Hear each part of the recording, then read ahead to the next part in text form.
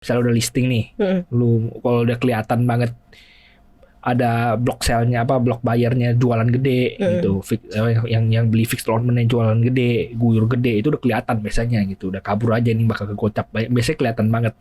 Apalagi kalau ada warannya gitu, jarang banget IPO karena warannya sukses.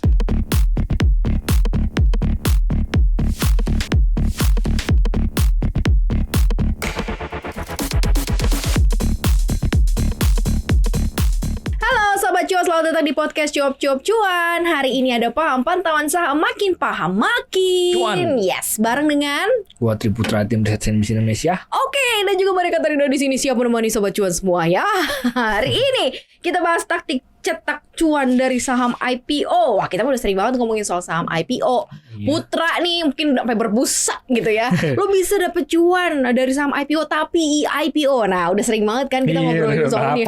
Gue udah apal terpatri gitu ya. Gimana caranya untuk bisa cuan ya? Lo lewat IPO dan lain. Tapi ini sebenarnya kita akan bahas soal cetak cuan dari saham-saham IPO. Nah, di Juli ini khususnya ya, masih ada 6 nih yang siap IPO. 9. Oh 9 ya? Iya. Oh iya. Nah ini kalau lo lihat secara overall seperti apa sih? Berarti kan lumayan banyak kayak tiap bulan tuh selalu ada ya jadwalnya ya? Enggak sih, sebenarnya itu musiman. Di IPO itu ramainya musiman. Kenapa? Karena biasanya perusahaan yang mau IPO itu pakai buku kuartal 1, 2, 3, 4. Ya, lo juga sering mention ini nih. Pernah mention juga. Jarang pakai buku bulan Januari itu, buku bulan Februari atau bulan April gitu, yang ganjil-ganjil gitu, yang jarang gitu. Jadi biasanya Q1, Q2, Q3, kalau Q4. Jadinya ketika pada pakai buku Q1 nih, jadi kelarnya pada Juni Juli ini. Oh, gitu. Oke. Dan sekarang lo bilang tadi ada 9 ya. Iya. Kalau overviewnya gimana nih dari 9 yang mau IPO ini? Ya, ada yang oke, ada yang nggak oke gitu. Di dalam itu tentunya kayak gitu ya. Seperti gue bilang, kalau mau cari yang oke, ya pengen. Enaknya sih sebenarnya IPO itu cuan bungkus aja kalau menurut gue. Lo nggak usah pikir kira-kira ini bakal digoreng tinggi, ini nggak digoreng tinggi. Ya cuan bungkus aja kalau gue dari IPO. Misalnya cuan bungkus artinya adalah lo masuknya dari IPO. Okay. Ketika sudah listing, dia lepas dari ARA, jual gitu. Waran jual hari pertama, selesai, dapat duit gitu. Banyak banget yang hanya main kayak gini tuh cuannya tuh bisa gede gitu. Banyak banget. Gue banyak kenal investor-investor yang emang cuma pure mainin saham IPO, siapin duit biasanya cuma 100 juta kan. 100 juta kan karena mentoknya itu bisa beli 100 juta. Jadi udah gue jelasin berkali-kali juga, misalnya lu beli di atas 100 juta, katakan 100 juta, 100 ribu, ya itu tuh dulu dapat penjahatan non retail namanya. Jadi uangnya jadi datanya dapat kecil. Jadi lu lebih gede, lebih untung beli 100 juta dibandingkan 100 juta, 100 ribu misalnya gitu. 99 juta gitu biar di bawah 100 juta juga bisa gitu. Cara carinya ya biar lo dapat penjatahan. Iya, biar gitu. bisa dapat penjatahan gede gitu. Karena lo masuk kategori retail. Nah, oke, kita lihat overviewnya secara overall. Lo bilang ada yang bagus, ada yang enggak. Kita lihat dari yang enggaknya. Yang enggaknya karena apa? Karena sektornya, karena valuasinya, atau karena apanya? Valuasi itu rata-rata semua saham IPO itu mahal kemungkinan besar. Bahkan mahal-mahal juga nggak peduli, yang penting ada standby buyer biasanya gitu. Yang penting ada waran, yang penting digoreng gitu, nggak peduli karena kita cuma cuan bungkus, kita buat investasi, kita buat hold jangka panjang gitu. Jadi ya biasanya lu lihat fundamental, lu lihat sektoral, ada kesampingkan dulu karena kita bukan investasi gitu. Kita lihat enak nggak digoreng gitu, biasanya enak nggak dimainin gitu, bisa cuan nggak, bisa bungkus cuan nggak dari sini. Biasanya yang perlu dilihat kalau pengen cuan dari saham-saham IPO, cuan bungkus dari saham IPO itu gitu. Yang udah gue bilang berkali-kali, biasanya tuh yang enak itu ya nggak terlalu gede IPO-nya ya, 100 ke bawah lah. Jangan terlalu kecil juga, karena kalau terlalu kecil misalnya IPO cuma 30M, 25M, mereka nggak punya insentif buat ngegoreng. Jadi karena berapa itu datanya tuh ke retail. Oke, berapa range-nya yang mungkin bisa diperhatiin nih? Range di bawah 100M tapi jangan 30M. Jadi Jadi range-nya paling 50 to 100, 60 to 100 gitu. 60 ke 100, 100-an gitu. 100-an misalnya IPO-nya kayaknya oke, masih bisa ikut. Android misalnya oke, kayaknya masih bisa ikut gitu. Tapi kalau misalnya 80, 90 tuh aman. Biasanya udah aman. 80M tuh aman. Bisa ada IPO 80M tuh aman. Kemungkinan besar bakal naik gitu. Oke, itu satu ya. Itu kalau dari valuasi memang rata-rata mahal begitu ya. Tapi berapa yang di IPO ini tadi Kak Putra bilang dan ya. Biasanya kalau 80M ada waran itu ambil aja. Oke. Biasanya cuan gitu. Biasanya cuan di situ. Sektor seperti yang gue bilang, karena kita bukan investasi, sektor apa aja asal memenuhi kriteria nggak apa-apa gitu. Memenuhi kriteria tuh gimana maksudnya? Yang tadi gue bilang kriterianya itu ada di rentang 60 sampai 100-an. Balik lagi ke situ sebenarnya. Iya, Whatever situ. sektornya. Whatever sektornya. Benar. Tapi kalau yang lo lihat dari 9 ini sektor-sektornya apa aja yang paling lebih mendominasi yang mau IPO ini? Ya macam-macam, ada Sinema kan, lalu ada Maha juga, itu oke tuh. Maha walaupun gede, gue dengar-dengar sih katanya sih ada yang ngambil standby buyer-nya. Standby buyer dia kan, ini gue jelasin singkat, ini IPO kan dibagi dua biasanya, pooling sama fixed allotment.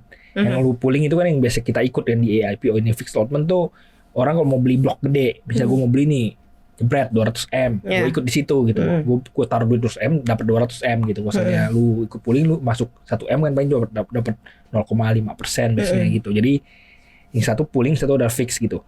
IPO tuh kalau akan aman jika yang beli fixed allotment ada yang beli dan beli gede gitu, diborong semua. Nah jadi aturan dari bursa itu kalau misalnya IPO-nya kecil ya, misalnya nominalnya cuman 60-70M, itu tuh 20 miliar harus dibagiin ke pooling gitu. Jadi makin gede IPO sebenarnya jatah pooling juga makin gede. Biasanya 25%. Lalu kalau misalnya IPO udah triliunan turun jadi 15% gitu. Jadi sebenarnya ya kalau lu mau IPO sukses, lu mau cari ciri-ciri IPO yang sukses, ada standby buyer, fixed allotment yang gede. Gitu. Oke, fixed allotment yang gede, standby buyer-nya ada gitu. Ya, itu yang harus lo cari tahu gitu ya. Bener, ya. Selebihnya sih sebenarnya whatever sektornya mau seperti apa, sama memenuhi syarat tadi yang dilempar ada sekitar 80M sampai 100-an itu bisa diperhatikan gitu ya. Nah, berarti nggak untuk koleksi ya berarti ya. Kalau menurut lo, jadi kalau dari 9 ini cuan bungkus ya. Karena kalau mau koleksi ya ngomongnya lain lagi, udah bahas fundamental, dan biasanya kalau soal IPO fundamentalnya mahal valuasinya. Ngapain mereka jual murah gitu. Jadi ya sebenarnya kalau lu pengen hold panjang ya mending cari saham-saham yang udah terbukti kinerjanya di market gitu. Jangan cari saham IPO, banyak banget yang kegocap. Bahaya banget lo investasi di saham-saham IPO, susah gitu. Jadi lu benar-benar harus lihat lagi. Dan sebenarnya kalau mau pengen ngedetek tuh gampang-gampang susah. Misalnya udah listing nih, lu kalau udah kelihatan banget ada block sale-nya blok bayarnya jualan gede gitu, yang beli fixed allotment jualan gede, guyur gede, itu udah kelihatan biasanya gitu, udah kabur aja nih bakal kegocap, biasanya kelihatan banget. Apalagi kalau ada warannya gitu, jarang banget IPO karena warannya sukses. Iya biasanya gocap. Gitu. Karena emang pengen cari sebentar dulu market. Tau gocap. Ya, pertama sih naiknya sih keren, gitu ya. 100 naik ke 500, naik ke 5. Tiba-tiba lu tunggu aja 1, 2, 5, 6, 7, 8 bulan gocap. Karena emang mereka cuma goreng saham supaya mau exit aja, exit strateginya gitu. Kayak gitu. Hati-hati banget. Ya. Nah ternyata ada satu yang lumayan tercapture nih, Sriwijaya katanya. Gitu ya. Sriwijaya masih rencana doang itu. Baru planning. Karena terbuka gara-gara dia kena PKPU ya kemarin kena PKPU. Lalu ada baru bocor nih, kita rencana mau IPO bla bla bla bla gitu. Tapi kan cukup menarik gak sih kalau kemudian ada maskapai lagi gitu, kemudian listing gitu kan, kita tahu bahwa ada track record yang nggak bagus lah sebenarnya kalau untuk di maskapai ya. Ini kayak gimana sih? Agak ngeri katanya itu aja kena PKPU gara-gara utang 7T. Ya, kalau IPO buat bayar utang, ya mau IPO berapa? 4T, 5T, 7T, 10T, berat banget, gitu. Jadi ya, ini gue bilang kenapa IPO kecil lebih gampang cuan bungkus dibanding IPO gede, karena kalau IPO gede orang nyari standby bayarnya juga pusing, kan butuh duit gede, gitu. Mau pakai apa?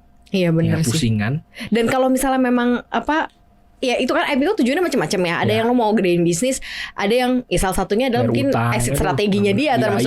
Itu kayaknya harus lumayan jadi screen out awal nggak sih? Iya. Kalau pengen cuan bungkus nggak usah. Kalau pengen hold harus.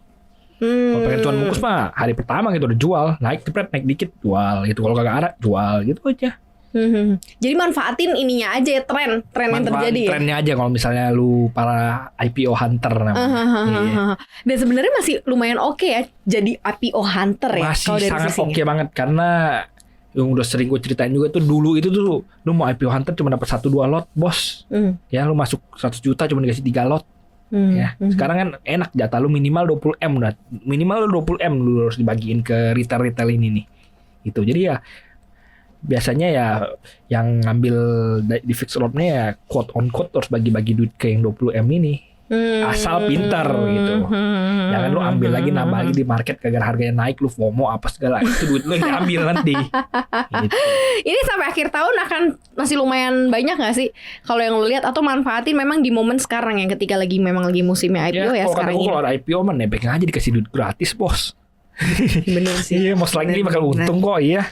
Paling lu ikut 10 IPO satu yang rugi, itu juga karena lu tidak memperhatikan yang itu, yang penting-pentingnya itu tidak di checklist dulu gitu. Gitu. Oke, ini cukup menarik sih pendalamannya. Tapi memang kita udah sering ngobrolin soal hal ini. Jadi lagi-lagi ya, kalau mau cari cuan di saham-saham IPO ya ikutnya IPO. Iya. Setelah itu di hari pertama dia tinggal dilihat nih, kalau ada warnanya langsung lepas.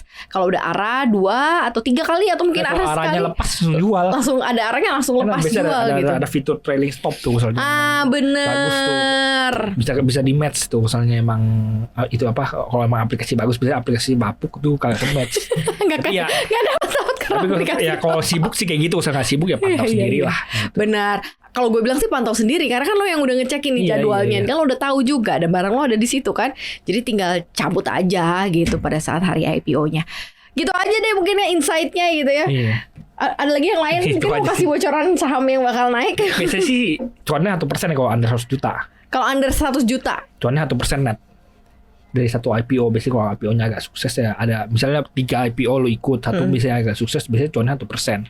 Lumayan lah. Lumayan nih, 1%, lumayan. 1%. Satu hari. Satu hari. Siapa yang mau ngasih juga ya kan? Nah, maksud satunya yang bisa lo pelajari juga di Sobat Cuannya. Satu hari satu IPO. Kalau lagi Besok ada IPO lagi, satu lagi. 1% lagi, gitu kan? 1% lumayan.